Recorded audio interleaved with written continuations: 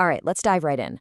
We're going to talk about something that on the surface seems super simple, but trust me, it pulls back the curtain on everything we think we know about history, memory, and maybe even reality itself. So let me ask you a question, and I want you to answer it honestly. When is Thanksgiving? You're probably thinking, duh, it's the fourth Thursday in November, right?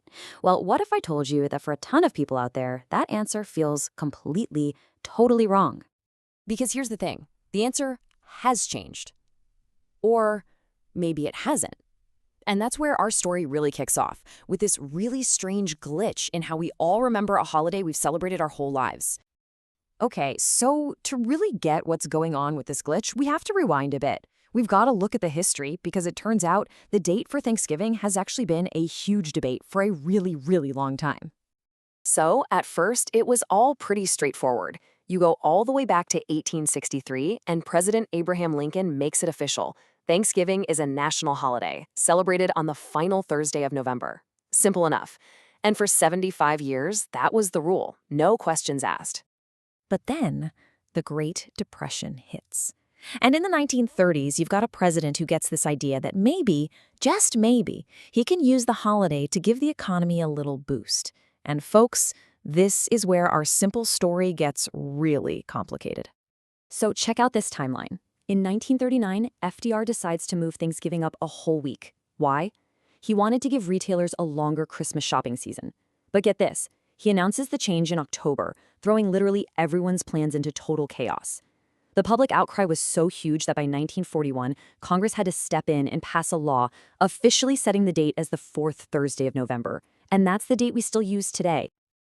And you want to talk about chaos? Look at this. FDR's sudden move literally split the country in half. In 1939, you had 23 states sticking to the old date, the last Thursday, while 22 states just went along with FDR's new date. And my favorite part, 3 states, Colorado, Mississippi, and Texas, basically just threw up their hands and decided to celebrate both days. Can you even imagine trying to plan your family dinner? It must have been a nightmare. People were so mad about this change that they came up with a nickname for it, Franksgiving. Seriously. It turned into this huge political football. For some, it was a classic case of the president overstepping his bounds. For others, it was just meddling with the economy. So the big takeaway here is that the date we think of as so stable and traditional, the fourth Thursday, was actually born out of complete and utter confusion.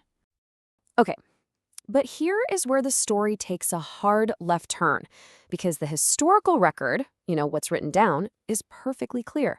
And yet, for a huge number of people, this whole story just doesn't match up with their own memories. For them, it wasn't the last Thursday, it wasn't the fourth Thursday, it was something else entirely. And this right here, this is the heart of the whole mystery. This quote just nails the feeling people have.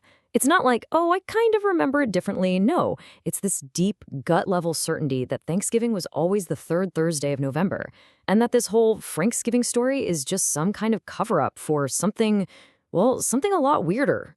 So this whole thing actually has a name. It's called the Mandela effect, and it's basically what happens when a whole bunch of people all have the same memory of something that never actually happened.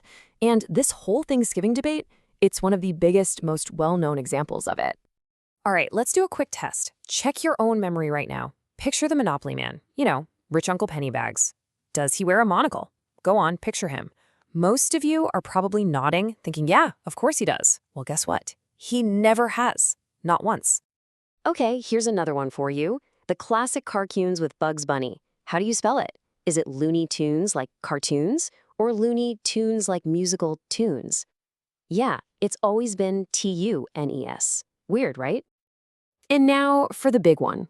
Probably the most famous Mandela effect of all time. Star Wars. The iconic line. Everyone, and I mean everyone, quotes it as, "Luke, I am your father."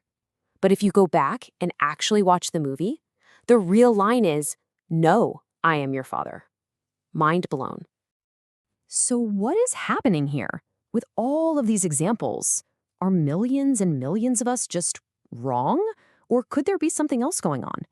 Well, there are basically 2 major theories trying to explain it. So, on one hand, you've got the scientific, psychological explanation. It's just a glitch in our brains. But on the other hand, you have a much wilder idea. It's a glitch in the matrix, a sign that reality itself isn't quite as solid as we think it is. All right, let's start with the brain theory. Psychologists say our memory doesn't work like a video camera. It's not a perfect recording, it's more reconstructive. Our brain tells itself a story, and to make that story make sense, it takes shortcuts. It fills in gaps and smooths over weird details. A perfect example is the Berenstain Bears. So many of us remember it as Berenstein because Stein is just a way more common name ending. Our brain basically auto-corrects the unfamiliar spelling to something it already knows. But for a lot of people, that explanation just doesn't cut it. The memories feel way too real, too specific to just be a mental hiccup. So they ask a totally different question. What if our memories are actually accurate and it's the world that's been changing around us? And this is where we get into theory number 2, the shifting timeline. This idea pulls from some pretty heady concepts in theoretical physics, like the idea of a multiverse. It suggests that reality isn't just one single straight line. Instead, picture it like a river with tons of different branches. And the Mandela effect? Well, that's what some people believe is a glitch we experience when we unconsciously slide from one of those branches to another, but we still carry these leftover memories of the old timeline. There's this amazing quote from a writer named Dr. Silas Venn that just sums it all up perfectly. He said, "We are not watching the end of the world. We're watching its upgrade run live." I mean, what a thought. It reframes these memory glitches not as mistakes in our heads, but as evidence that we're living through this massive reality-wide upgrade, whether we even notice it or not. So, all of this brings us right back to where we began. But the question is so much bigger now. It's not just about, hey, when's Thanksgiving?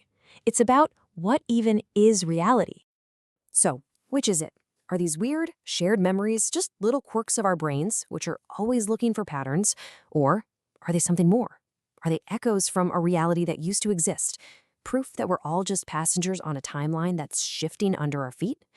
Honestly, you can find compelling arguments for both sides. And in the end, that leaves us with this incredible puzzle. You've got history, that's what's written down, and then you've got reality, that's what we remember. And the real mystery, the mystery of the great Thanksgiving glitch, lives right there in that gap between them. So the question I'll leave you with is, which one do you trust more?